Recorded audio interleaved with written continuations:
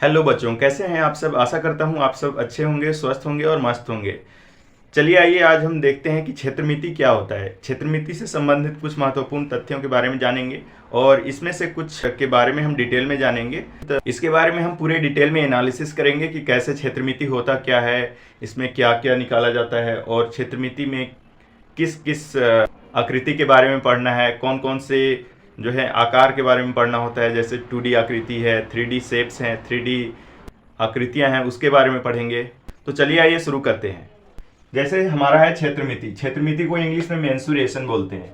क्षेत्रमिति होता क्या है? तो क्षेत्रमिति गणित की वह शाखा है जो ज्यामितीय आकृतियों के मापन जैसे कि क्षेत्रफल, एरिया, परिमाप, पेरीमीटर या सरकमफ्रेंस और आयतन से संबंधित होती है। यानी कि क्षेत्रमिति में हम एरिया यानी कि क्षेत्रफल के बारे में पढ़ेंगे। क्षेत्रफल को ही इंग्लिश में एरिया बोलते हैं। क्षेत्रफल के बाद यहाँ पर है परिमाप। परिमाप के बारे में पढ़ेंगे। परिमाप को इंग्लिश में पेरीमीटर या सरकमफ्रेंस बोलते हैं।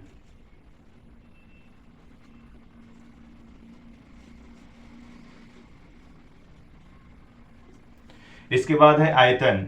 तो जो भी ठोस आकृतियां होती हैं उसका आयतन निकाला जाता है। तो आयतन के बारे में भी देखेंगे। आयतन को इंग्लिश में वॉल्यूम बोलते हैं। तो सबसे पहले हम पढ़ेंगे, इसके बाद परिमाप पढ़ेंगे और फिर आयतन के बारे में। तो इन तीनों के बारे में हम डिटेल में पढ़ेंगे। तो क्षेत्रफल किसका किसका निकाल सकते हैं, परिमाप किसका किसका निकाल सकते हैं और आयतन किसका किसका निकाल सकते हैं। तो क्षेत्रफल केवल हम 2D आकृतियों का निकाल सकते हैं। क्षेत्रफल जो है उसमें हम केवल 2D आकृतियों का ही क्षेत्रफल निकाल सकते हैं। परिमाप भी जो है केवल 2D आकृति का ही निकलता है। और आयतन जो है, आयतन हमेशा किसी ठोस आकार का निकाला जाता है। जैसे ईंट हो गया, जैसे शंकु हो गया, जैसे बेलन हो गया, है ना। तो घनाभ, घन, शंकु, बेलन, गोला, तो ये इन सब का जो है आयतन निकाला जाता है। ठीक है, तो इन्हें बोलते हैं हम 3D आकृतियां। तो 3D शेप्स जो होगा उसका हम आयतन के बारे में पढ़ेंगे। तो चलिए शुरू करते हैं। सबसे पहले देखते हैं कि परिमाप क्या होता है। परिमाप क्या होता है? परिमाप को जो है पेरीमीटर या फिर सरकमफ्रेंस भी बोलते हैं।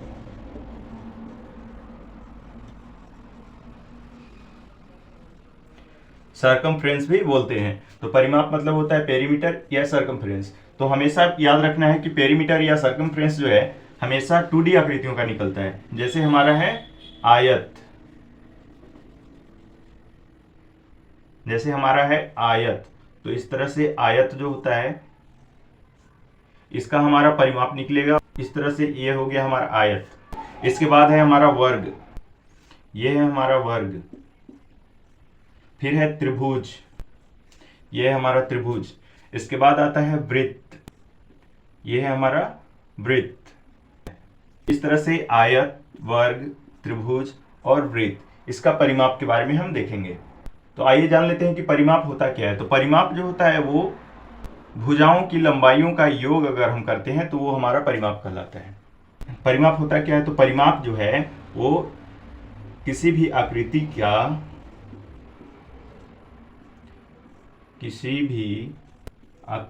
के सभी बाहरी किनारों के योग को परिमाप कहते हैं। परिमाप कहते हैं। तो किसी भी आकृति के सभी बाहरी किनारों के योग को परिमाप कहते हैं। जैसे इसका बाहरी किनारा क्या है? तो यहाँ से ये हो गया हमारा, यहाँ से ये हो गया, फिर ये और ये। तो इन सभी किनारों की लंबाइयों का योग जो होगा वो आयत का परिमाप हो जाएगा। ऐसे ही वर्ग का, तो वर्ग का सभी बाहरी किनारों का योग जो है इसको हम परिमाप बोलेंगे। फिर इसके बाद त्रिभुज जो है, तो त्रिभुज के सभी बाहरी भुजाओं या बाहरी किनारों के योग को हम परिमाप बोलेंगे। वृत्त में जो है, वृत्त को परिमाप नहीं बोलते हैं। वृत्त में जो होता है वो परिधि होता है, तो इसको भी सरकमफ्रेंस ही बोलते हैं इंग्लिश में। वृत्त की परिधि को इंग्लिश में सरकमफ्रेंस बोलते हैं और हिंदी में परिधि बोलते हैं। इसको परिमाप नहीं बोलते हैं, परिधि। ठीक है, तो आकृति के बाहरी किनारों के योग को परिमाप कहते हैं। तो इसके लिए हम अलग अलग विशेष रूप से पढ़ेंगे। इसके बाद है हमारा क्षेत्रफल। क्षेत्रफल को इंग्लिश में एरिया बोलते हैं। तो एरिया क्या होता है? तो एरिया जो है वो किसी भी 2D आकृति का ही निकाला जाता है। एरिया जो है कभी भी निकालेंगे तो वो केवल 2D आकृति का होगा। तो क्षेत्रफल जो है किसका किसका निकलता है। तो 2D आकृति कौन कौन सा, जैसे अभी बनाए थे, आयत हो गया हमारा, आयत, फिर है वर्ग, ये है हमारा वर्ग, वर्ग के चारों भुजाओं की लंबाई जो है बराबर होती है। इसके बाद है त्रिभुज,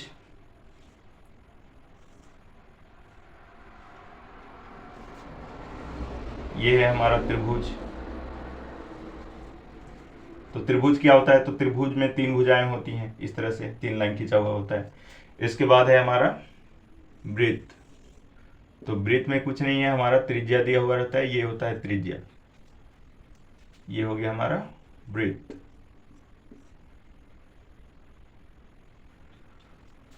इसके बाद और भी चीज होती है, जैसे समचतुर्भुज हो गया हमारा, इसके बाद समांतर चतुर्भुज हो गया।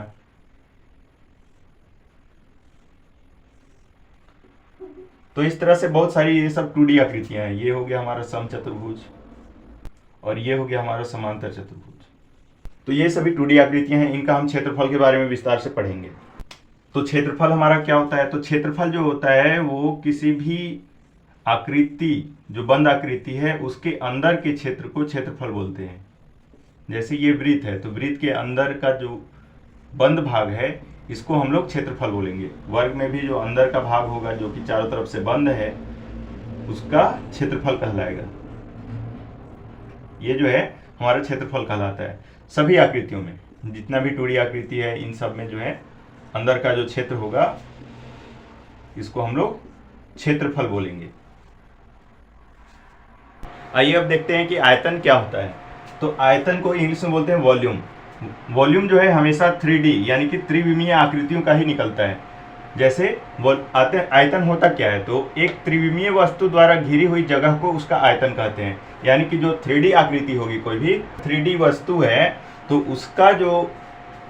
उसके द्वारा जो जगह घेरा जाएगा, उसको हम उसका आयतन कहेंगे। जैसे कि 3D आकृति में कौन कौन आता है, तो सबसे पहले आता है घन। घन क्या होता है, तो घन में जो है लंबाई चौड़ाई ऊंचाई बराबर होता है। जैसे घन का फिगर हम कुछ इस प्रकार से बना सकते हैं।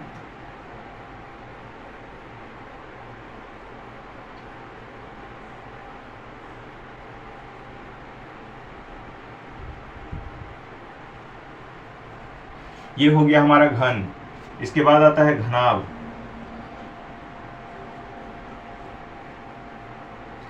घनाभ क्या हो जाएगा, तो इस तरह से हम घनाभ बना सकते हैं, 2 आयत को मिलाकर।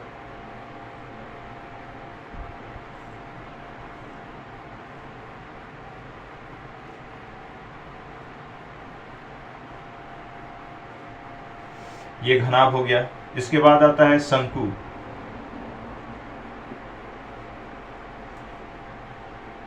शंकु क्या होता है, तो इस तरह की आकृति जो है,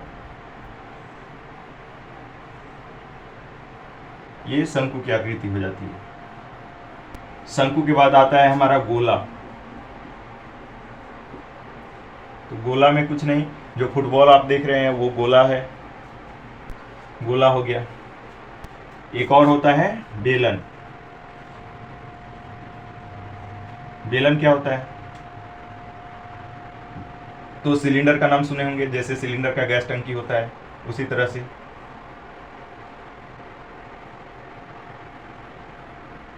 ये हो गया हमारा बेलन। तो इस तरह से जो त्रिविमीय आकृति होता है, उसका आयतन निकाला जाता है। 2D का कभी भी आयतन नहीं निकाला जाएगा। तो त्रिविमीय आकृति में हमारा हो गया घन, घनाभ, शंकु, गोला, बेलन। इन सभी आकृतियों का जो है आयतन निकलेगा। घन के अगर उदाहरणों की बात करें हम, तो जो पासा होता है वो होता है हमारा घन के आकार का। घनाभ, तो घनाभ में अगर हम बात करें तो ईंट जो है वो हमारा घनाभ के आकार का होता है। शंकु, तो शंकु में जो आइसक्रीम होता है, आइसक्रीम, कुल्फी वाला आइसक्रीम जो आप लोग देखे होंगे, ये जो है शंकु के आकार का होता है, इस टाइप से। ये जो है शंकु के आकार का होता है।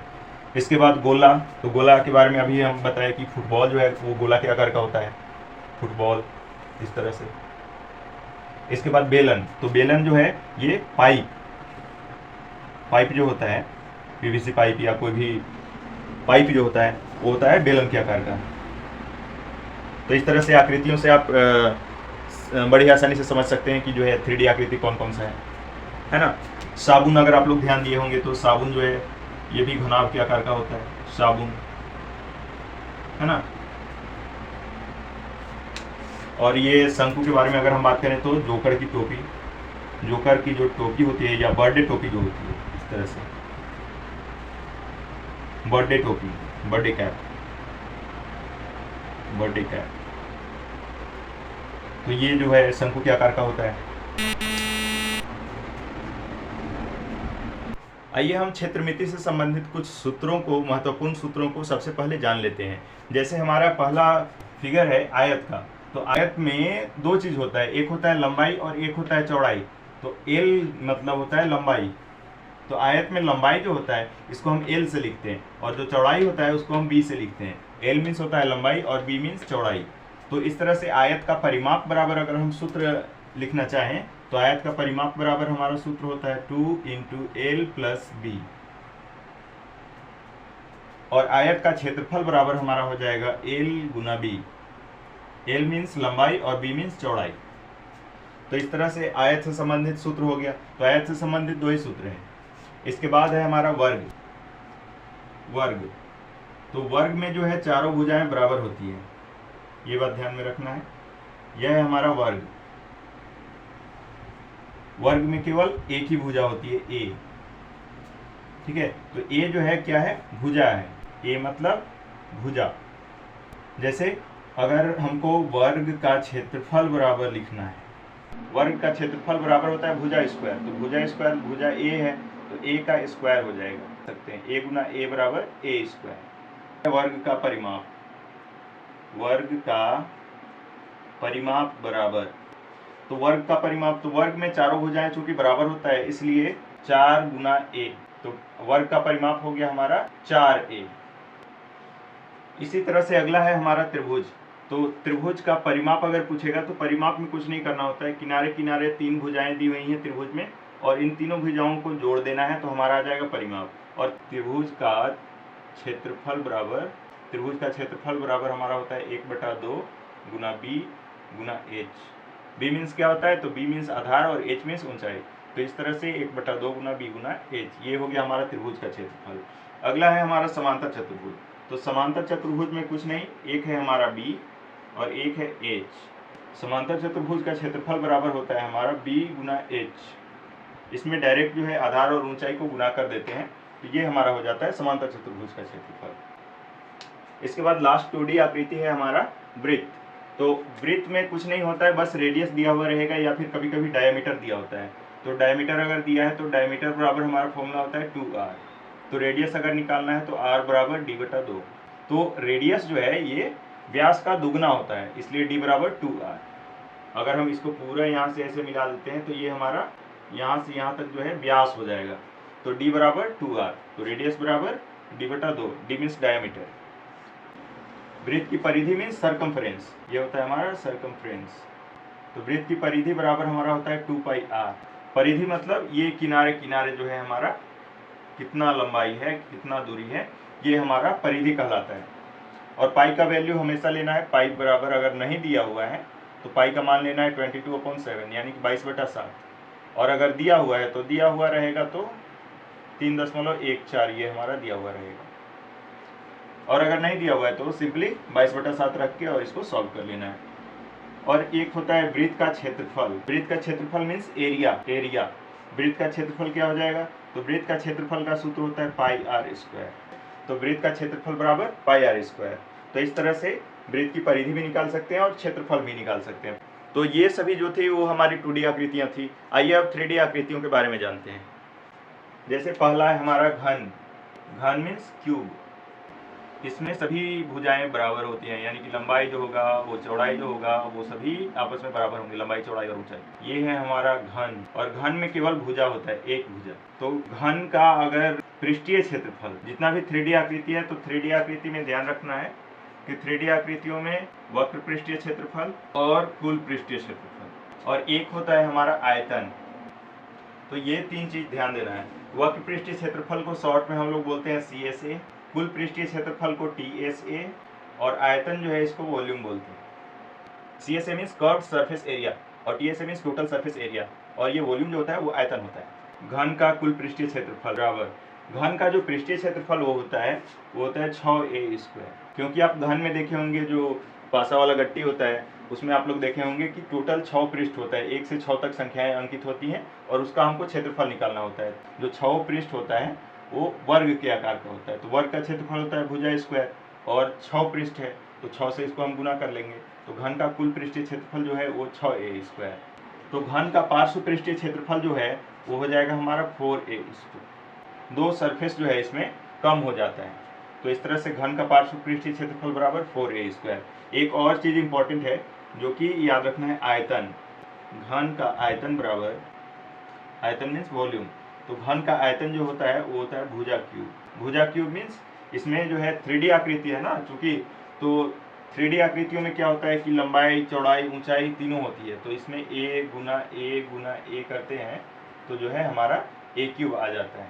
तो इस तरह से घन का आयतन बराबर हो जाएगा हमारा a³।